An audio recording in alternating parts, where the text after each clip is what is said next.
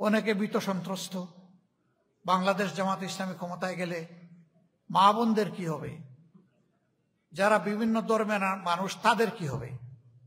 হ্যাঁ, আমরা আমাদের মাদেরকে মা হিসাবে দেখি। আমার পার্সোনাল অনুভূতি, আল্লাহ তাআলা মানুষের গর্ভে মেয়ে সন্তানও দেন, ছেলে সন্তানও দেন। এই মেয়ে সন্তানটা যখন বড় হয়ে পরিণত বয়সে পৌঁছে যায়, তখন তাকে পরিবার গঠনের জন্য অন্য একটা পরিবারের হাতে, একটা মানুষের হাতে তুলে দেওয়া হয়। কিন্তু এই যে মেয়েটা গর্ভে নেওয়া, বুকের দুধ খাওয়ানো, বুকের বিছানায় তাকে আশ্রয় দেওয়া, মানুষ হিসাবে গড়ে তোলার জন্য লালন পোষণ করা, বিয়ের বয়স হওয়া পর্যন্ত, সে কর্ম উপযোগী হওয়া পর্যন্ত মা বাপ তো শুধু তার সেবাই করে গেল।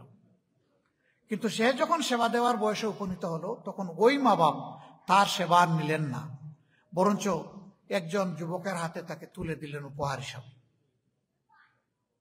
দুনিয়ায় মানুষ উপহার দিয়ে খুব খুশি। একটু আগে এখানে ফুল দিল না লোকেরা, ফুল দিয়ে আবার ফটো পিক করলেন, খুশি হয়, আনন্দের মানে বন্যা বয়ে যায় অনেকের। কিন্তু একটা মাত্র উপহার, এই উপহার দেওয়ার সময় মানুষ খুশি হতে পারে না, হাসে না, কান্নার বাঁধ ভাঙা জোয়ার চোখ দিয়ে টপ টপ করে পড়ে।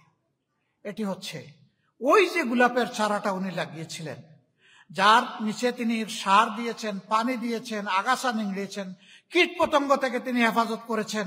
আজকে সেই গোলাপ গাছে ফুল ফুটেছে।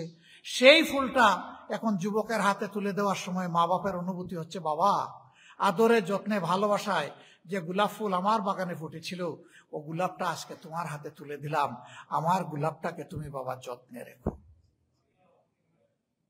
কি হবে আমার এই গোলাপ, যাকে আমি বুকে আগলে রেখেছিলাম, এখন নতুন একটা পরিবেশে যাচ্ছে, ওই পরিবেশের লোকেরা কি আমার এই গোলাপের মর্যাদা বুঝবে? কেমন থাকবে আমার মেয়েটা, আমার বোনটা? এই চিন্তায় মানুষের চোখ দিয়ে পানি ঝরে। একজন পুরুষ যদি ওই মুহূর্তের ওই দৃশ্যটা স্মরণ রাখে, আজীবন এই গোলাপের প্রতি কোনো ধরনের অবিচার করা সম্ভব নয়। যে আমার শ্বশুর শাশুড়ি কেঁদে কেঁদে তাদের গোলাপ আমার হাতে তুলে দিয়েছে। আমরা আমাদের মা বোনদেরকে এই মর্যাদায় দেখতে চাই। আমরা দেখতে চাই তার মায়ের জাতি। মাকে যেমন সম্মান করি, গোটা নারী সমাজকেও তেমন মা হিসাবে সম্মান করি। এক চালাক সহকর্মী একদিন প্রশ্ন করে যে, বুঝলাম মেয়েকে মাকে মা হিসাবে দেখবো, স্ত্রীকে কি হিসাবে দেখবো? আমি জিজ্ঞেস করলাম, আপনার বাড়ি কোথায়? কয় ফেনীতে। বুদ্ধিমান এলাকার মানুষ, বুদ্ধির প্রশংসা করতে হলো। আমি বললাম, হ্যাঁ, স্ত্রীকে নিজের স্ত্রী হিসাবে দেখবেন আর সন্তানের মা হিসাবে দেখবেন। আপনি যেমন আপনার মাকে সম্মান করেন, ভালোবাসেন, আপনার সন্তানরাও দেখতে চায় যে কারা কারা তার মাকে সম্মান করে এবং ভালোবাসে। আমরা মায়ের জাতিকে সেইভাবেই দেখতে চাই।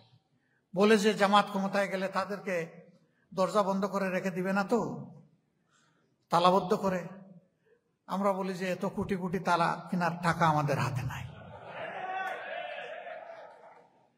বরঞ্চ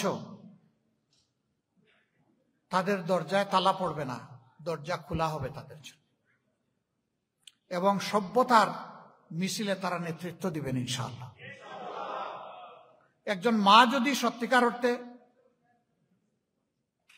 ভালো মা হিসাবে গড়ে উঠতে পারেন, তাহলে গোটা পরিবার ভালো পরিবার হিসেবে গড়ে উঠবে ইনশাআল্লাহ।